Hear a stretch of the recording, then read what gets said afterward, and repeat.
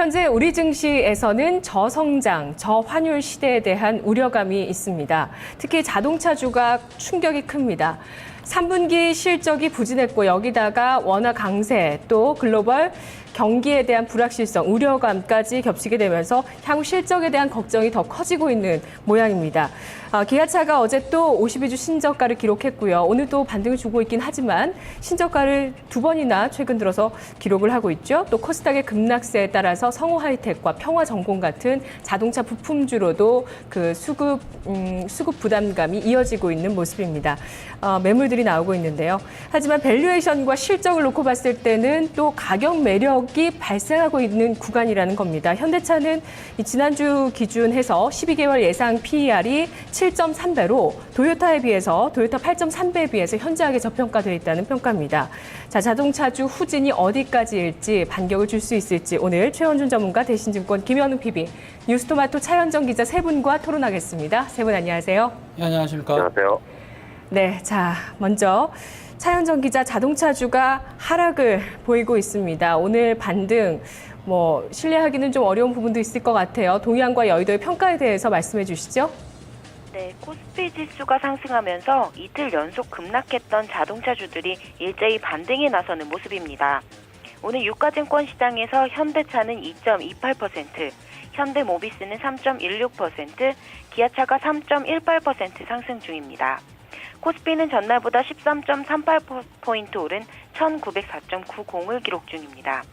앞서 전날까지 자동차주는 달러화 대비 원화 환율이 하락하면서 국내 기업의 수출 경쟁력이 약화됐다는 분석에 줄줄이 급락세를 보였습니다. 하지만 전날 뉴욕 증시가 대형 허리케인 샌디 여파로 휴장한 가운데 코스피가 최근 급락에 따른 기술적 반등을 시도한 것으로 보인다는 게 증권업계의 평가입니다. 네, 기술적인 반등 나타날 때 나타났다. 일단 나타날 때 제대로 나타났다는 거는 또 긍정적이죠. 그러면 하락에 대한 요인을 한번 분석을 해볼까 합니다. 실적, 또 경기, 환율 여러 가지 얘기들이 나오고 있는데요. 최현준 전문가님, 뭐가 주된 요인인 건지 분석을 해주시죠. 실적, 경기, 환율 이렇게 딱 세 가지 요인을 기준으로 본다라면은 크게 이제 한 맥락으로 갇히게 되죠. 바로 이제 실적 안에 경기가 안 좋으면 실적이 안 좋아질 수밖에 없고 또 환율이 지금 현재 시점에서 우호적이지 않으면 또 실적이 안 좋아질 수밖에 없다. 이러한 형태로 본다라면 이제 아주 맥락은 실적일 겁니다. 그래서 네. 실적이 둔화되는 부분에 있어서의 성장성 부재가 아무래도 이제 좀 크지 않을까라고 생각을 좀 드는데요. 현대차의 강한 상승을 동반한 데는 이제 매달 나오는 미국 시장 내에서의 자동차 시장 점유율이 가장 큰 역할을 좀 했고, 그리고 이제 거기에 맞춰서 지속적으로 이제 꾸준하게 판매가 늘었다라는 거. 그리고 두 번째로는 우리나라 환율이 우하향이긴 했으나 이 우하향의 폭이 지금처럼 가파르지 않았다라는 점. 그리고 이제 세 번째는 시장에 안정적인 요인이 있었다라는 것이 이제 가장 크게 작용한 것이 아닌가라고 생각을 좀 합니다. 그러한 부분들이 다 무너졌다라고 보시면 돼요. 일단은 내년도까지의 성장성이 부재하다라는 것은 실적으로 이제 도요타가 정상화를 찾고 나서 도요타가 정상화가 되면 현대차는 무너질 것이다라는 얘기들이 막 있었던 시절도 있었죠. 하지만 도요타가 정상화되고 나서도 현대차는 꾸준하게 이제 판매가 늘었던 상황이었고 환율이 꾸준하게 이제 하락했음에도 불구하고 견고하게 좀 버텼다라고 볼 수가 있겠는데 그러한 시점에서 이번에 기아차의 실망스러운 실적 자체는 물론 크게 쇼크성으로 온 것은 아니지만 실적이 실망스럽게 나옴으로 인해서 그게 일정 수준의, 그러니까 누적되어 있는 피해들이 일정 수준까지 온 것은 아닌가 이런 생각을 좀 갖게 하지 않나 이렇게 생각이 좀 듭니다. 그래서 환율적인 부분 그리고 이제 경기적인 부분을 따지기 전에 실적이 꾸준하게 성장하지 못한다라면 대형주들 같은 경우에는 추가적인 모멘텀을 찾기보다는 실적에 있어서의 흐름이 좀 더 강화되는 그런 측면이 많거든요. 그렇기 때문에 현 시점에서 크게 오르기보다는 오히려 횡보할 가능성이 좀 높지 않나 이렇게 보고 있습니다. 예. 자동차주가 글로벌 경쟁력이 높아졌기 때문에 그 환율 원화 강세에서도 잘 선방했던 측면도 있는데 이제는 환율이나 성장성 측면이 좀 버틸 만큼 버텼다, 올 때까지 왔다. 여기서 정말 좀 뭔가 분기점이 됐다는 그런 판단인 거죠, 결국에는. 그렇죠. 그러니까 네. 피해가 누적됐다라고 보시면 돼요. 그러니까 100원이 누적됐다. 하락할 때마다 네. 일정 수준까지 영업이익이 감소했다라면 예. 그러한 피해가 일정의 임계점에 오지 않았나 양쪽이 임계점. 이런 식으로 생각이 네. 좀 듭니다. 그런 것에 따른 그 여파 충격이 주가로 나타나고 있다는 분석이고요. 네. 김현우 PB님은 어디에 가장 주된 이유가 있다고 생각하세요? 환율에 따라서 투자 심리가 많이 악화된 측면도 또 없지 않을 것 같은데 최현주 전문가는 실적이라고 얘기해 주셨고요. 김현우 PB님은요? 저는 제 생각에는 실적이 가장 문제가 된다라고 생각을 하고 있습니다. 예. 지금은 뭐 다른 것보다 어닝 시즌이에요. 그래서 어닝 쇼크가 나온 종목들과 어닝 서프라이즈가 나오는 종목들의 차별화가 굉장히 극심한 시장입니다. 그래서 시장에 순응하는 의미로 시장을 딱 바라보면 결국에는 실적이 말해줬다라고 보시면 되는데, 일단 기아 그 흐름을 봤을 때 어제 흐름만 봐도 그렇습니다. 기아차는 전일 폭락할 때 전저점을 하회했고요. 현대차는 전저점을 하회하지 않았습니다. 이유는 현대차는 호실적을 발표했고, 기아차가 다음날 실적 발표를 했는데, 악화된 수치를 발표를 했어요. 그러다 보니까 역시 어닝 시즌에는 가장 중요한 것은 실적이라는 것을 저희가 알 수가 있겠고요. 뭐 자동차주를 떠나서도 어닝 쇼크가 나온 종목들은 폭락을 면치 못했습니다. 뭐 제일기획 같은 종목들도 하루에 9%가량 빠진 적이 있었고요. 국순당 이런 종목들도 어닝 쇼크가 나오면서 폭락을 했고요. 네. 역시 지금은 실적 시즌이기 때문에 실적이 네. 가장 중요하다라고 보시면 되겠고, 두 번째로 이제 원-엔 환율이 계속 급락을 했죠. 즉 가격 경쟁력으로 이제 밀리지 않을까라는 우려감이 있는데 밀리지 않습니다. 전체적으로 지금까지 해왔던 마케팅과 어떤 지금 올라왔던 그 브랜드 인지도를 따졌을 때는 사실 밀리는 부분은 그다지 수치적으로 분석해봐도 그다지 없는데, 문제는 전체적으로 이제 자동차 업종이 자체가 하락하고 있을 때 그 하락에 힘을 더해주는 그런 우려감은 분명히 있을 수 있습니다. 하지만 크게 펀더멘털을 훼손하거나 그런 정도는 아니고요. 아직까지 그 환율 뭐 $1를 봤을 때도 수출을 따져봤을 때도 막 적자가 날 정도는 또 아니거든요. 물론 네. 예전처럼 큰 실적이 큰 수익이 나진 않겠지만 네네. 그래도 적자가 나는 수준도 아니고요. 그래서 아직까지 이 환율 때문에 이제 수출 우려에 대한 걱정을 하는 것은 좀 기우라고 보고 있습니다. 예. 그리고 이제 마지막으로 내수 판매 하락이 좀 이유가 될 수 있겠죠. 뭐 국내 경기가 악화되다 보니까 뭐 내수 판매가 하락하고 있습니다만 결국에는 수출은 증가하고 있었거든요. 50% 이상까지 처음으로 이제 올라가기 시작했습니다. 수출 비중이. 그래서 어차피 성장성을 따져봤을 때는 수출이거든요. 그래서 전체적으로 이제 가장 이번에 큰 이제 하락 원인을 따져봤을 때는 환율 그리고 내수보다는 이제 실적이다, 이렇게 정리해드릴 수 있겠습니다. 예, 알겠습니다. 실적이 계속 증시에 종목별로 영향을 주고 있습니다. 락앤락, 호텔신라, 어제 S맥 이런 종목들이 또 그 여파가 있었고요. 실적, 경기, 환율, 자동차주의 그 하락 요인 이 세 가지 말고도 수급적인 부담감도 있습니다. 최현준 전문가님, 현대차를 비롯해서 대형 자동차주, 부품주들 수급의 변화가 최근에 어떤가요? 일단 뭐 대표적인 종목들, 그러니까 완성차 두 종목하고 그리고 이제 그 부품주에서 대형주 두 종목 정도 체크를 좀 하도록 합시다. 일단 현대차 같은 경우에는 얼마 전에 한 4일 전 정도를 보게 되면 이제 지금 방금 전에 김용훈 PB가 얘기했던 현대차의 전저점, 이탈하지 않았다는 그 전저점이 만들어지는 시기가 있었습니다. 10월 25일이었죠. 그날 기준으로 봤을 때는 그렇게 큰 수급의 변화를 안 보였습니다만 그 올라선 상태에서 그 다음 날부터 해가지고 외국인들이 아주 강한 형태의 수급으로 들어왔고 현대차의 추가적인 매물을 받아내는 모습입니다. 그러니까 가장 이렇게 생각하시면 돼요. 우리 시청자분들께서 생각을 하실 때 바닥권에서 종목이 이렇게 쭉 올라오지 않습니까? 올라올 때 수급을 보이는 것도 물론 중요하지만 올라오게 되면은 일정 수준의 차익 물량들이 생기죠. 이 위에서 차익 물량이 생기는데 이 차익 물량을 막고 쭉 다시 내려가 버리면은 끝이거든요. 하지만 이 차익 물량을 맞는 상태, 그러니까 26일 수급이죠. 여기 요 지금 보신 제가 마우스 커서 갖다 놓은 26일날 보면 그 차익 물량, 기관하고 외국인들이 떨어지는 차익 물량을 누가 막았습니까? 외국인 투자자들이 막아버리는 그러한 형태를 좀 보였습니다. 그래서 시적으로 보긴다면 외국인들이 일정 수준의 반등 포지션 정도는 지켜주고 있다. 현대차 같은 경우에 그러한 모습을 좀 볼 수가 있겠고요. 네. 그 다음에 이제 기아차를 넘어가 보겠습니다. 기아차 같은 경우에는 동일한 날 동일한 수급이 들어왔는데도 불구하고 그 다음 날, 그러니까 26일 날 보시면 기관들의 아주 강한 매도를 볼 수가 있겠죠.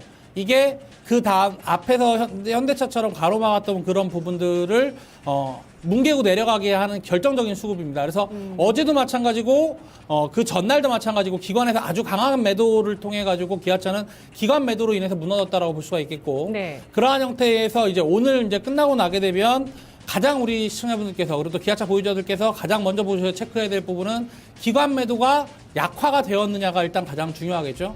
기관 매도가 약화가 돼갖고 현대차처럼 수급이 좀 안정화를 찾느냐가 중요할 것 같습니다. 네네네. 외국인 투자들은 한 3일 정도 연속 매수했다라는 거 참고들 하시고요. 전문가님, 현대차는 외국인이 받아줬고 기아차는 기관의 매물이 아주 강했다고 해주셨는데요. PER이 지금 네. 기아차가 더 높습니까? 현대차보다? 현대차보다 실질적으로 실적 PER은 이번에 나온 실적을 기준으로 한다면 기아차의 실적 PER이 현대차보다 보다 높아진 상태군요. 평균적으로 보게 된다면 현대차는 업종 대표주이기 때문에 동일한 PER을 갖는다고 쳐도 현대차가 PER 프리미엄을 조금 받아야 되는 상황이죠. 그러다 보니까 기아차가 상대적으로 높다라고 볼 수가 있겠죠. 예, 또 수급 봐주시죠. 예. 그 다음에 이제 현대모비스입니다. 현대모비스 같은 경우에는 실질적으로 이제 그 자동차주의 수급이 들어왔던 날, 그러니까 25일 날 기준으로 인해서 26일 날 기준으로 해서 또 동일하게 또 외국인들이 매수해주는, 그러니까 26일 날은 어떻게 보면 외국인들이 전반적으로 자동차주를 많이 샀던 날이다라고 볼 수가 있겠죠. 현대모비스 역시도 동일한 자리에서 수급이 들어왔으나 실적으로 그 기관의 매물이 강하지 않은데도 불구하고 힘없이 그냥 밀려버리는 모습을 26일 날 보였습니다. 그러다 보니까 저점이 깨진 상태이고 그 다음에 움직임 자체가 좋지 않았다. 그러니까 지금 모비스의 모습은 누굴 닮았느냐면 기아차를 닮아있다라고 보시면 돼요. 차트상으로 봤을 때. 그 다음에 마지막으로 이제 우리가 현대위아를 볼 수가 있겠는데 현대위아 같은 경우에는 약간 달라요. 뭐가 다르냐면 26일 날 수급이 들어오는 자리가 아닌 25일 날 올려 붙이는 자리에서 현대위아는 외국인들이 올려 붙인 종목입니다. 그렇기 때문에 26일 날 다른 종목들이 외국인들이 방어해 줄 때 방어를 안 했음에도 불구하고 꾸준하게 옆으로 이어지는 형태를 보였고 그 다음에 현대위아의 결정적인 수급이 다른 점은 뭐냐면 기관의 매도세가 그렇게 강하지 않다라는 거. 특히 투신 쪽에서 물론 뭐 이 전전날부터 해갖고 한 3일 정도 연속 매도는 나왔으나 네. 기관이 물량을 크게 줄이지 않고 투신 쪽에서 매수가 꾸준하다라는 점은 현대위아의 버팀목을 좀 해주는 그러한 역할을 기관들이 좀 갖고 있다라는 점, 그리고 외국인들도 크게 매도가 안 나온다라는 점. 그래서 지금은 팔지 않는 종목이다 정도의 수준. 그러다 네. 보니까 주가의 변동성이 다른 종목에 비해서 크지 않다라는 거.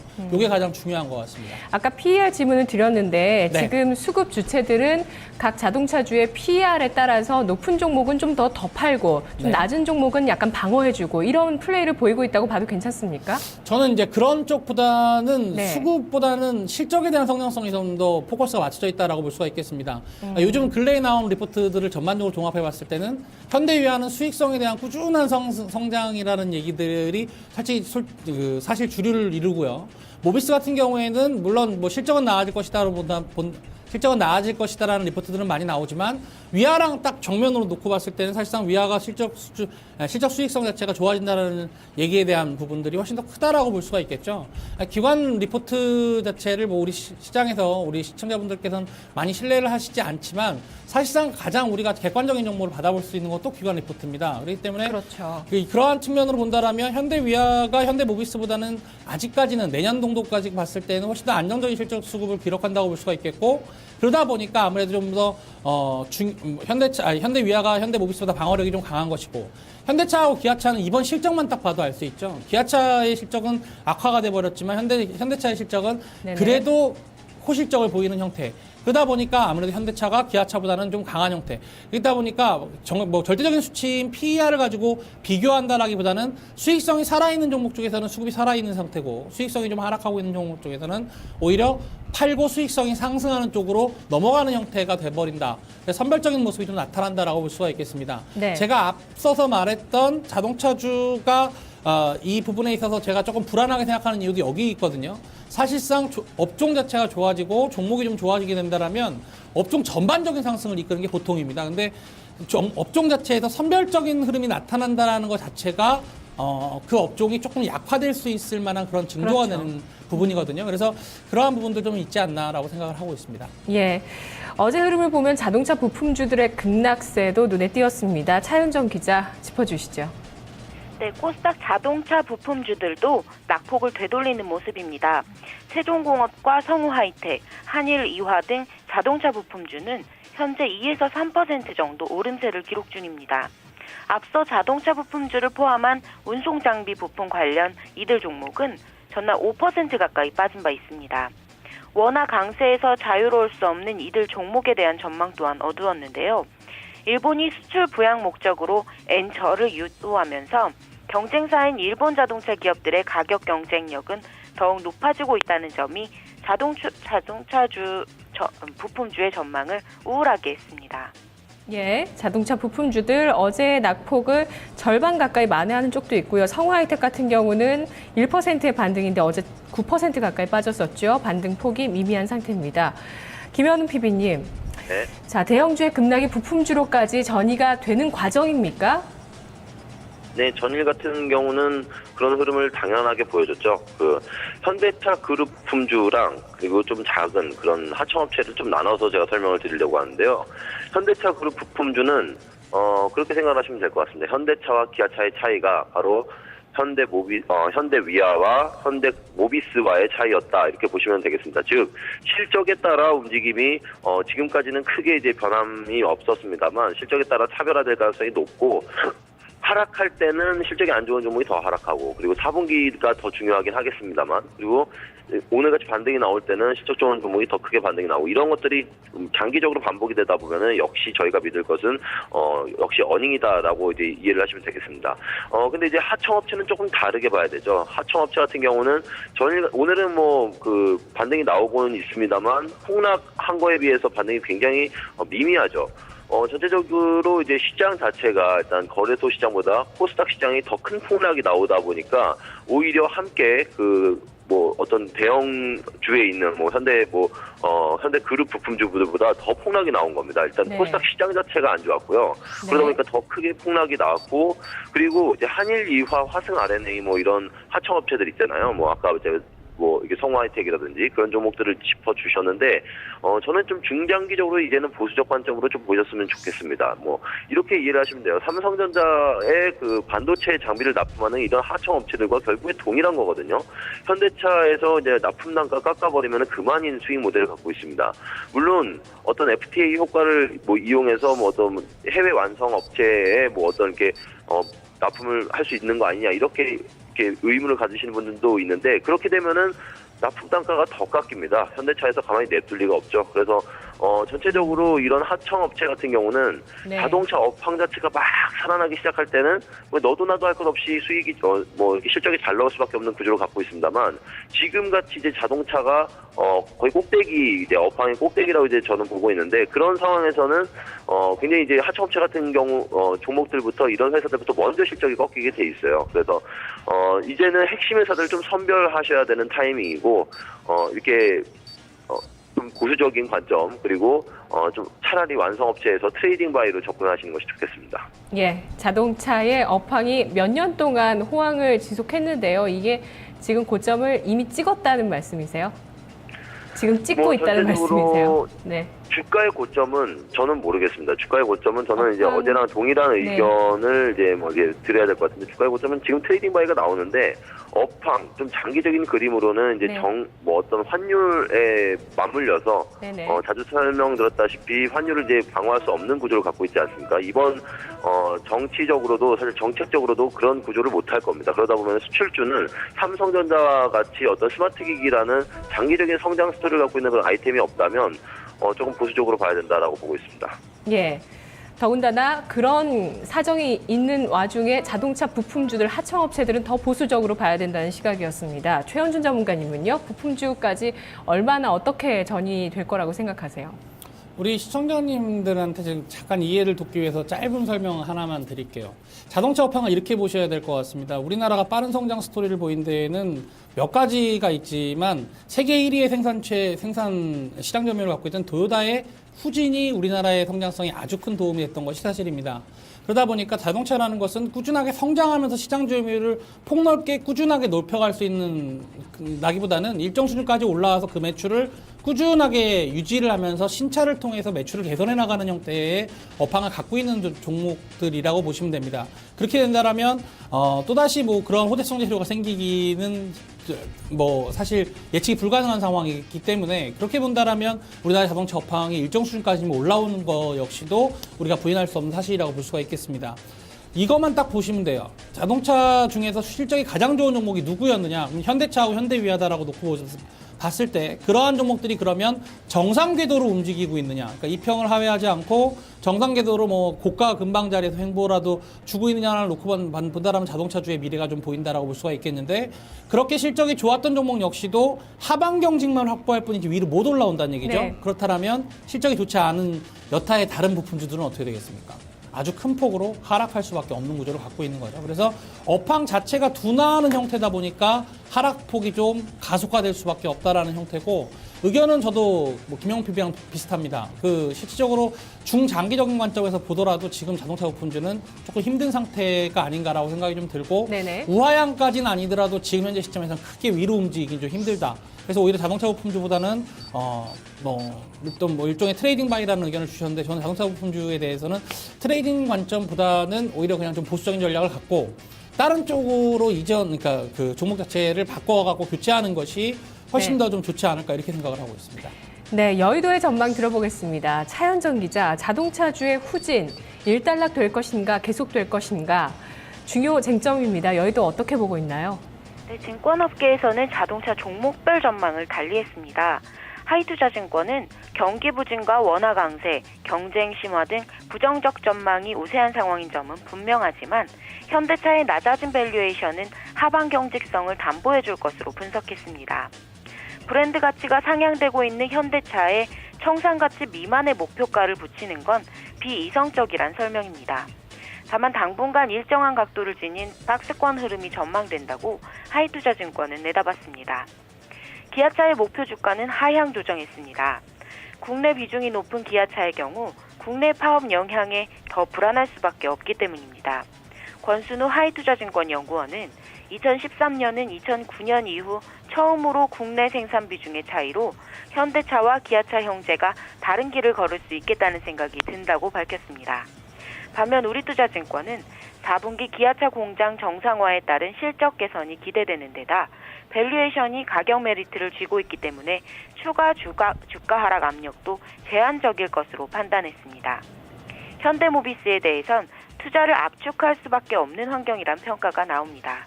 하이투자증권은 현대모비스의 밸류에이션의 지지와 수익성 둔화에 갇힌 박스권을 상향하는 전략이 바람직해 보인다며 이같이 밝혔습니다. 우리투자증권은 현대모비스의 단기손익은 부진했지만 외형 성장세가 긍정적이라며 내년부터 핵심 부품 비중이 증가됨에 따라 장기 마진 개선 추세에 진입할 것으로 예상했습니다. 예. 기아차에 대해서는 목표 주가 하향과 부정적인 평가가 많았고요. 현대차와 현대모비스에 대해서는 그래도 이 가격 매력을 보자는 측면이 있지만 박스권의 제한적인 움직임일 것이다라고 여의도에서 정리를 하고 있습니다. 자, 두 분 전문가의 의견을 한번 보고 대응 전략 세워볼게요. 두 분 전문가의 의견 지금 화면으로 나오고 있죠. 예, 최현주 전문가 후진 후 횡보, 또 김현웅 PB는 100m 전진입니다. 네, 비슷한 의견이신 것 같아요. 뭐 박스권 정도로 해석을 하면 될 것 같은데요. 김현웅 PB님, 네. 자동차주 대응 전략 세워주시죠. 네. 자동차가 100m밖에 안 가면은 좀 사실 굉장히 안 좋은 자동차죠. 그래서 그냥 결국에는 저도 이제 박스권이라는 의미를 이제 그런 의미로 이제 100m 전진이라는 말을 붙여봤는데 결국에는 지금 구간에서는 이제 가격 메리트가 부각이 될 수 있다라고 생각이 듭니다. 그래서 이제 지금 구간에서는 박스권 트레이딩 가능하나 어떤 그 실적을 고려해서 실적이 잘 나올 만한 어떤 목표 그 생산치를 뭐 어느 정도 추구할 수 있을 만한 그런 현대차 이 종목 하나만 갖고 이제 트레이딩 바이로 접근을 하시면 될 것 같고요. 뭐 어떤 기아차라든지 그 현대모비스보다는 현대차, 현대위아가 실적면에서 안전하다. 그리고 이제 하청업체는 투자를 하시지 마시고요. 그 완성차만 이제 트레이딩이 가능하다라고 말씀을 드리겠습니다. 이유는 이제 처음에 자세히 설명드렸으니까 간단하게 그렇게 정리해드리겠습니다. 네, 지금 부등호가 좀 잘못된 건가요? 현대차를 더 기아차보다 낫다고 보시는 거죠? 네, 현대차가 그 부등호 방향이 잘못됐네요. 잘못됐죠? 네, 현대차, 현대위아가 기아차, 현대모비스보다 더 유효하다라고 보시면 되겠습니다. 알겠습니다. 부등호 다시 한번 확인하겠습니다. 시험에 이렇게 쓰면 틀리죠. 예, 정확하게 다시 확인하겠습니다. 현대차가 기아차보다 더 낫다는 의견이었어요. 최현준 전문가님, 자동차주, 그러니까 실적이 가장 중요하고 또 환율이 그 성장성에 대해서 좀 제어하는 역할을 했고, 수급 주체들이 가격 매력을 보고 들어오느냐 마느냐에 대해서 좀 듣고 싶었는데, 그것은 아직은 뭐 가격 매력을 보고 들어온다고 보기는 좀 어렵다 정도로 말씀해 주신 것 같아요. 전략 세워주시죠. 아까도 말씀드렸지만 자동차 업황을 완전히 이해를 하셨으면 지금 어마어마한 업황이 보이실 겁니다. 단기적으로는 기술적인 매매만 가능하다라고 볼 수가 있겠고요. 기아차보다는 현대차, 만도보다는 현대위하다라는 생각을 그냥 머릿속에 갖고 계시면 됩니다. 그렇게 된다면 오히려 종목들이 좀 편안하게 보실 수 있어요. 가령 이렇게 생각을 하시면 돼요. 기아차보다 현대차라는 형태를 가진다라면 제가 오늘 매매하는 팁을 하나 드릴 건데, 기아차보다 현대차, 그럼 현대차 주가를 보고 있어야 되지 않습니까? 그렇게 보는 것이 아니라 기아차 주가를 보는 겁니다. 그래서 기아차가 바닥을 찍은 것 같은 자리에서 기아차를 사는 것이 아니라 현대차를 사버리면 현대차가 훨씬 더 강하게 올라가죠. 또 현대모비스하고 만도보다 현대위하다 내지는 현대모비스보다 현대위하다라고 본다라면 네. 현대모비스 주가를 보고 있다. 현대모비스가 바닥을 찍는 것 같은 자리에서 현대위하를 사게 된다면 오히려 현대위하가 훨씬 더 안전한 자리가 된다라는 것이죠. 그러한 형태 정도로만 인식을 하시고 매매를 좀 하시는 게 좋을 것 같고요. 뭐 앞서서 제가 다 말씀을 드렸는데 업황 자체는 뭐 그게 뭐 이 상태에서 완전히 좋아집니다. 뭐 위로 올라갑니다. 내지는 뭐 내년이 더 낫습니다. 뭐 다음 분기가 더 낫습니다. 이렇게 말씀드릴 수 없는 상황입니다. 그렇다면 펀더멘탈을 그렇게 유추할 수 없는 상황이라면 오히려 이 업종보다는 다른 업종을 매매하는 것이 낫고, 꼭 이 업종을 매매한다라면 기아차보다는 현대차, 그리고 만도보다는 현대위아, 이 정도로만 생각을 하시고 매매를 하시면 좋을 것 같습니다. 알겠습니다. 차현정 기자, 두 분 전문가님 고맙습니다. 감사합니다. 감사합니다. 이슈다우였습니다.